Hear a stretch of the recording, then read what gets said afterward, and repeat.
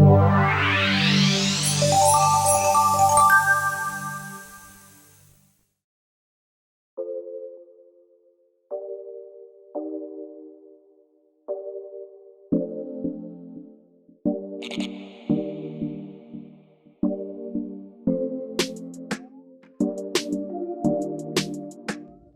go by the name Paradise.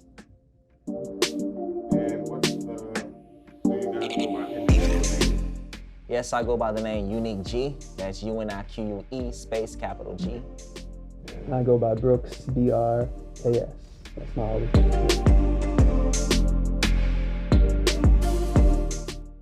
You want me to touch on that? Nah, you're better at this one. You always explain this one. Well, Paradise, we wanted to find a word that represents and embodies all of the songs collectively. And also we wanted anyone that listened to our project, in a sense, feel like they were in their own paradise. We had a previous name before, and then we ultimately just elected to go with Paradise. That's why. First, like I just stated, the previous name, it's actually funny how it all came about.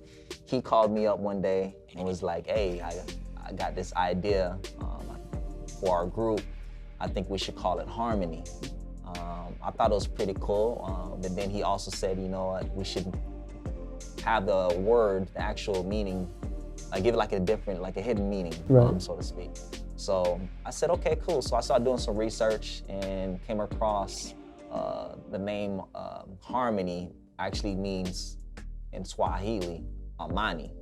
Problem with that, after sitting down with our team and our mentor, you know, Miller Demesman, and we all collectively decided it's just too close to the popular brand called Armani. So, you know, then eventually came up with the name Paradise, and it was just a perfect fit. Right. I am 24. I am 33.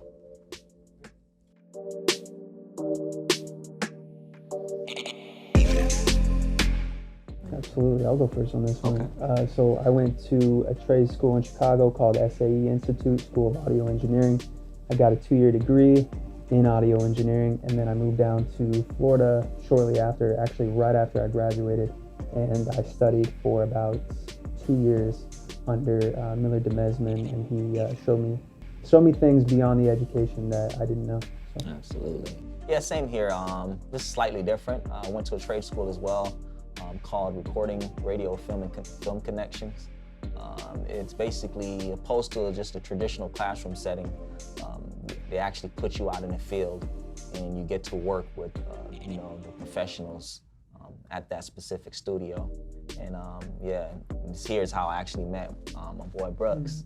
And like him, I got all of my, you know, additional training from Miller Demesman. And yeah, it's just, I mean, the knowledge and the skills that we've developed throughout the years has just been, you know, on a different level. So. Absolutely.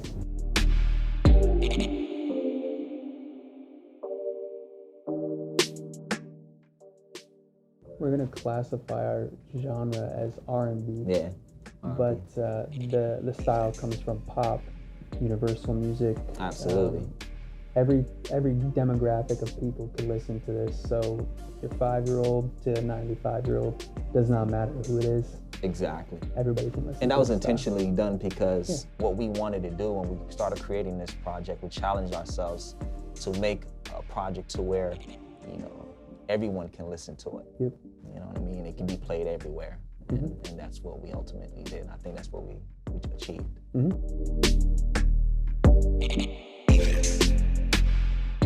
For sure. Well, being that I'm a little bit older than him, and I grew up around R&B. That's my first love. That's my passion. And the generation I grew up in, I'd say maybe music from the early '80s all the way to, you know, late 2000s.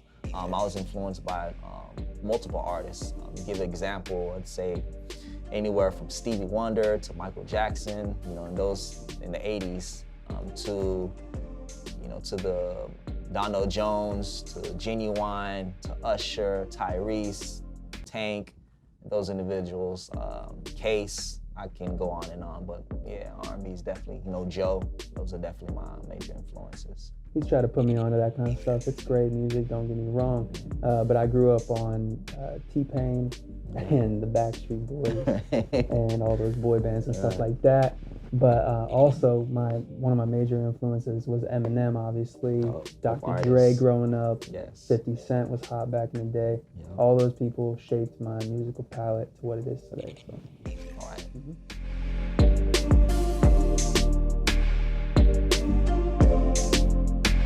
I first started music. Well, I mean, I've been singing since I was 5 years old. I haven't had any professional training, any classical training, anything like that. It's just been something I was, gifted with. I didn't think maybe start thinking of it as a career per se. So probably around like freshman year of high school, then I started really learning more about the business itself and how to, sharpen my skills as an artist. And I think around junior years when I actually started adding, songwriting skills to my repertoire. So yeah, but my first passion for it, I think it kind of happened in like high school, I would say. You said there's genre music? When you guys started? Yeah. When we started? Like us together or just individually? Individually? Okay. I started in high school. We did like a rock band and we thought we were so cool. Had a few songs that definitely tanked and got a lot of crap for it. And then shifted my focus to like a rap group, and we really got into auto-tune heavily and just pretending we could sing when we really couldn't. And it honestly just honed my skills because I was always in like choir, show choir, all that stuff. Oh, that helped progress my musical ability for sure. And then obviously just trial and error. I ended up becoming a pop star, not pop star, but pop artist. And now I'm kind of infused into the R&B world because of this guy. So, yeah. Definitely.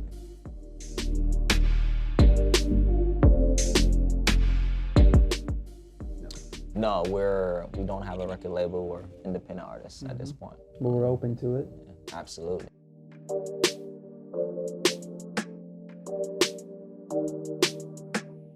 I'm a part of, I guess you can say, the Songwriters Association, ASCAP, but any other association in that? Same, yeah. Not really. Yep.